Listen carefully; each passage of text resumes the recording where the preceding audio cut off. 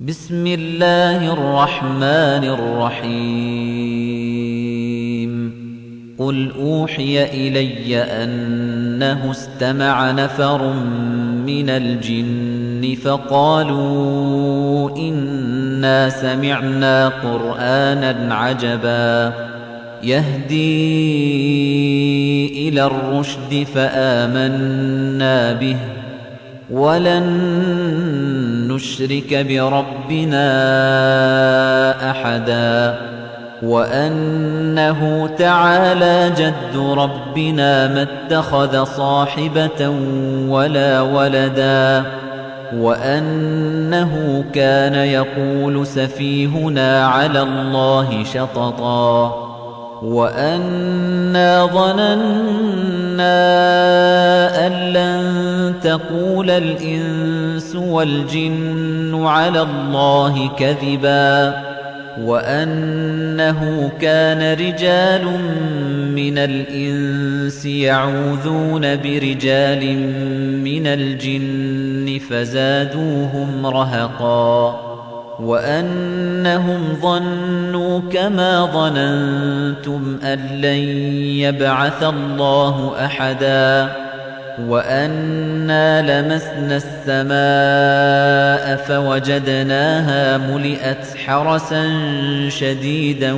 وشهبا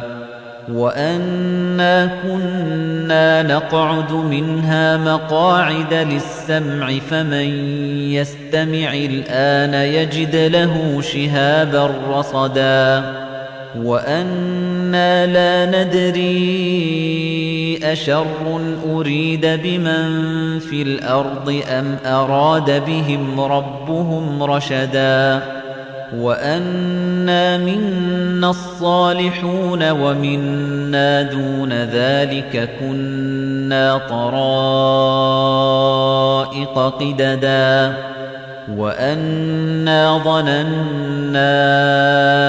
أن لن نعجز الله في الأرض ولن نعجزه هربا وأنا لما سمعنا الهدى آمنا به فمن يؤمن بربه فلا يخاف بخسا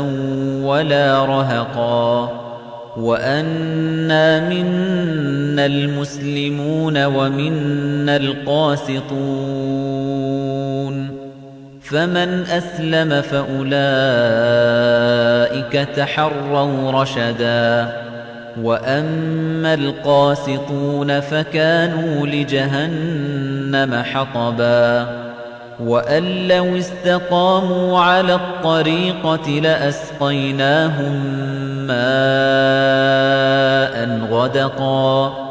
لنفتنهم فيه ومن يعرض عن ذكر ربه يسلكه عذابا صعدا وأن المساجد لله فلا تدعوا مع الله أحدا وأنه لما قام عبد الله يدعوه كادوا يكونون عليه لبدا قل إنما أدعو ربي ولا أشرك به أحدا قل إني لا أملك لكم ضرا ولا رشدا قل إني لن يجيرني من الله أحد ولن أجد من دونه ملتحدا إلا بلاغا من الله ورسالاته ومن يعص الله ورسوله فإن له نار جهنم خالدين فيها أبدا حتى إذا رأوا ما يوعدون فسيعلمون من أضعف ناصرا وأقل عددا قُلْ إِنْ أَدْرِي أَقَرِيبٌ مَا تُوعَدُونَ أَمْ يَجْعَلُ لَهُ رَبِّي